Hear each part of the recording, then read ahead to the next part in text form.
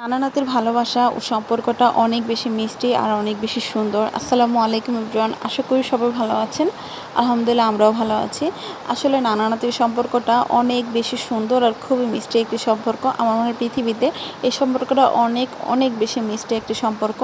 আসলে যার নানা আছে বা যার দাদা আছে, আসলে তারাই আমি মনে করি অনেক বেশি ভাগ্যবান। কারণ আমাদের মতো দেখা যায় অনেক মানুষই রয়েছে, যেমন আমি কিন্তু কখনো নানা নানি দাদা দাদি কারোরই কোনো আদর পাইনি বা কারোরই সাথে কোনো আমার ভালো একটা সম্পর্ক হয়নি, কারণ তাদেরকে আমি দেখিনি চোখে।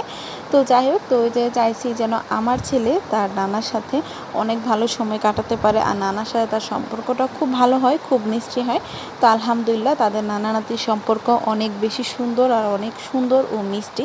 তো যাই হোক, সকালবেলায় ঘুম থেকে উঠে এরপর আমরা একটু নাস্তাটা কমপ্লিট করে আমার আব্বু আর যে আমার ছেলেকে নিয়ে একটু বাইরে বের হয়েছিলাম, এক আঙ্কেলের বাসায় চলে এসেছিলাম একটু কাজে আর কি।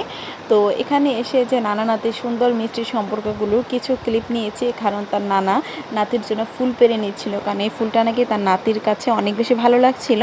তো তার জন্য সে আর কি ফুলটা ছিঁড়ে দিচ্ছিল। তো যাই হোক, ওখান থেকে চলে এসেছি, এসে ভাবলাম যে একটু শাক রান্না করব আর আজকে একটু টক পাতার ভর্তা করব।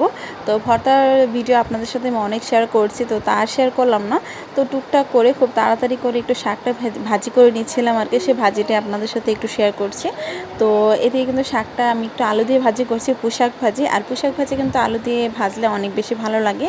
তো আজকে ভিডিওটা একেবারে ছোট একটি ভিডিও, তো সেটা আপনাদের সাথে একটু শেয়ার করার চেষ্টা করলাম। বিশেষ করে এই ভিডিওটা করাই হচ্ছে নানা নাতির ভালোবাসার জন্য, আর তাদের এই ভালোবাসার কিছুটা মোমেন্ট আমি একটু ক্যাপচার করে রাখলাম আমার এই ভিডিওতে।